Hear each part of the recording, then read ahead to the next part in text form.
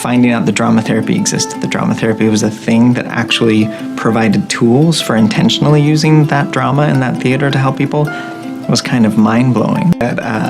Talking about my problems, I could do that for hours. But get me in an expressive space, in a place that is creative.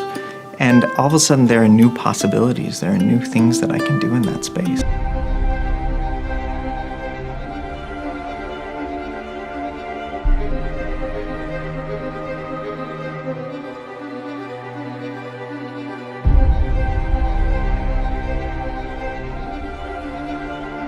Pourquoi est-ce que la dramathérapie est un nouveau chemin à explorer? Pourquoi est-ce que c'est un chemin vers une meilleure connaissance de soi-même? Parce que c'est une pratique corporelle. On utilise ensemble la psyché et le corps. Et puis, parce que c'est une pratique qui propose un détour par la fiction. C'est-à-dire qu'on va du réel à l'imaginaire, au symbolique, pour revenir ensuite au réel.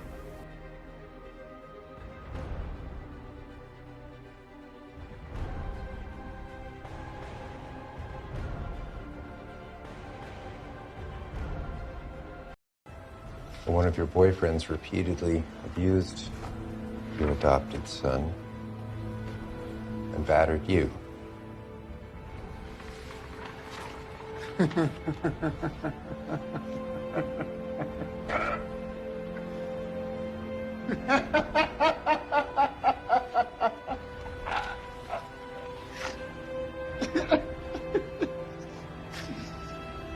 Penny, your son was found tied to a radiator in your filthy apartment, malnourished with multiple bruises across his body and severe trauma to his head. I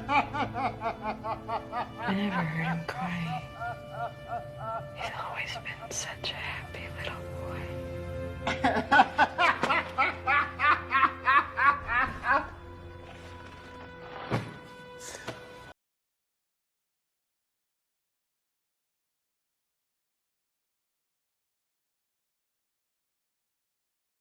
I am not 25 years old. I am 57. I got a slice in my chest. Okay, I don't know how many years I got left to do this work. And I got something important to say, and if you guys don't hear it, nobody's going to hear it. Okay, can we freeze this scene for the moment, and can we talk to that slice in your chest? Sure.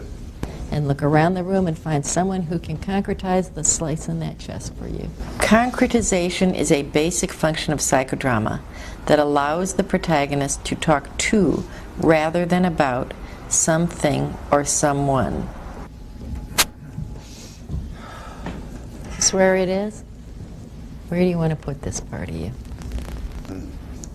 Somewhere behind me, but I want to say hello to it right now. Actually, I've been wanting you to be behind me. I don't want you in front of me. I don't want you even next to me. I want you behind me. But here we are. I'm going to say hello to you.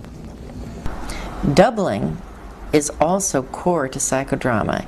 It allows the protagonist to experience what might be going on the inside or in their unconscious and bring it to a level where they can become aware of it.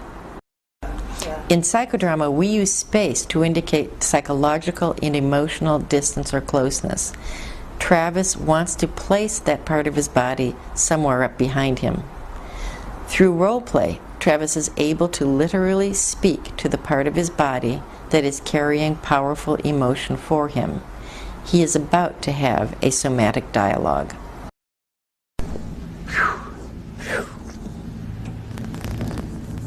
Hi, slice in my chest.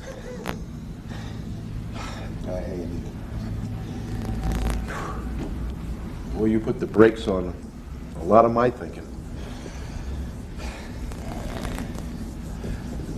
Suddenly, right here, right now, all the stuff that I want to do, that I need to do, that I need to say, and you've taken away the defense. I know you're there all the time. To be talking about the benefits of superhero therapy, specifically through the story of Dr. Janina Scarlett. a licensed clinical psychologist who survived Chernobyl radiation and immigrated to the US when she was 12. As a child, she grew up in the Ukraine. When she was 3 years old, she and her family were exposed to high degrees of radiation from the Chernobyl disaster.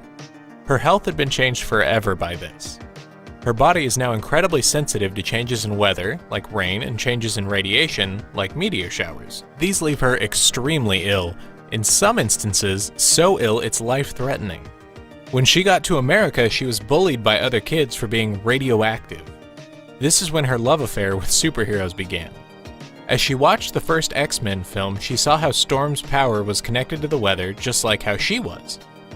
Storm quickly became her favorite superhero. She saw just as the X-Men, she was a survivor, and like them, she can take control of her destiny instead of being controlled by her past.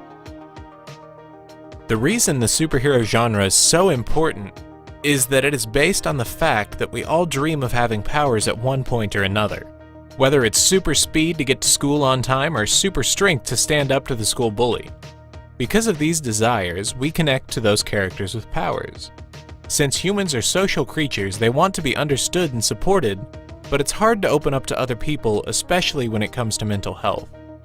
Through finding something to connect with, for example, a superhero, we're given that understanding and support, which will hopefully serve as a vehicle for healing. Dr. Scarlett hopes that by connecting to superheroes, it gets rid of the stigma around mental illness. People will stop seeing themselves as mutants and instead see themselves as the heroes they really are. This is the basis of superhero therapy.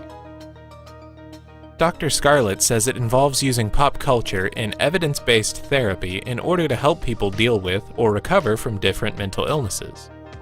By connecting to their hero, they connect with their core senses and values. Many people feel held back by their circumstances such as poverty, physical disability, or mental struggles. Sometimes they also have a hard time connecting to things they care about. For example, creative work, family, and friends. This therapy is designed to help people not only better manage their struggles, but to become their own version of a superhero using the skills and abilities they might already have or are able to learn along the way. About a movie, which is like Joker, 2019. Yeah. And it's basically just like the story of my life. Like it's the same abuse with the mother, it's everything.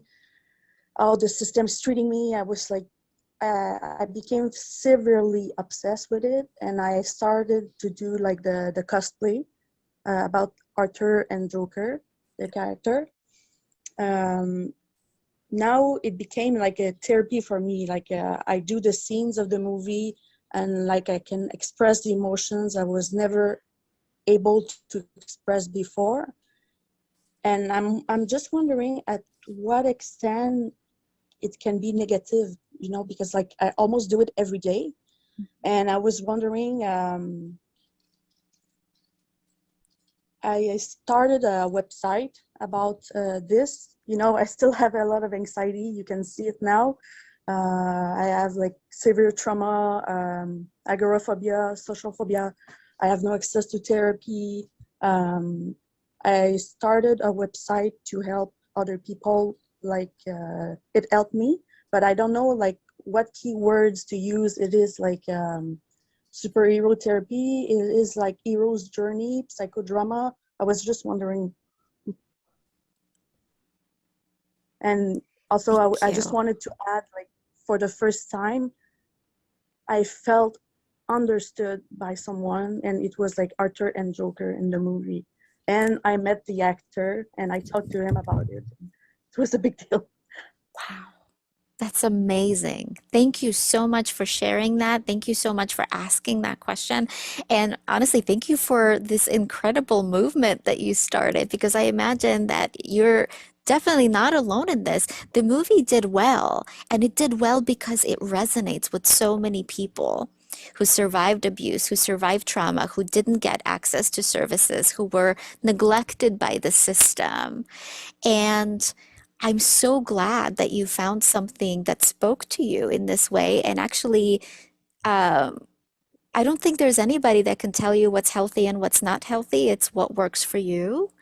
And it sounds like for you, in having this daily, almost like a mindfulness practice in connecting with this film, it's allowing you perhaps, I don't want to tell you how you feel, what I heard anyways, that it's allowing you to feel less lonely and more accepted and more mindful, more present, more grounded. And now you're doing this to help other people. I think that's incredible.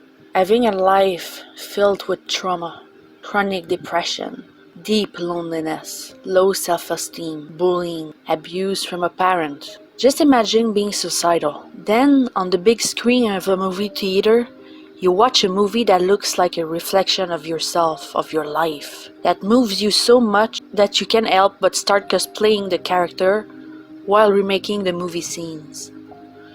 Then, realizing that you free yourself from heavy emotions related to your past, that you can actually do this while you have no access to therapy because of the cost and being poor and lack of access in the public services, that you can actually grow, learn how you react to certain things, put a distance from your situation, explore, dance, have fun, gain confidence, and help others. And alone. And me? I felt like I was watching myself on the screen. The character that immediately grabbed my attention was Storm. You see, until that point, I always felt like the weather controlled me. But seeing Storm being able to control the weather put me in awe. It was the first time that I was able to realize that what happened to me doesn't define me. I was able to realize that instead of being a victim of my origin story, I was the survivor of it. And looking around the completely sold out movie theater, with every moviegoer being fully engrossed in the film, their eyes full of tears just like mine were, I realized I was not alone. I realized that many of us go through tremendous struggles, but we don't talk about it. We don't talk about our trauma, our loneliness, perhaps because we were shamed for doing so, or maybe because we don't know how. And so I realized that maybe we can use fictional characters to better understand our own stories, to build a vocabulary of our own experiences, and to find our very own hero's journey. And if stories were so helpful for me, I thought, maybe I can use stories to help other people understand their trauma too. And so it was right after seeing that movie that I signed up for my first ever psychology class in high school and never looked back. What I was experiencing is something called post-traumatic growth. Post-traumatic growth is a kind of positive change that happens to some people after they go through something traumatic. It means making meaning from our trauma and using it to help other people who are just at the beginning of their own hero's journey. Being able to give something back, helping other people, is in fact the biggest predictor of symptom reduction and trauma recovery.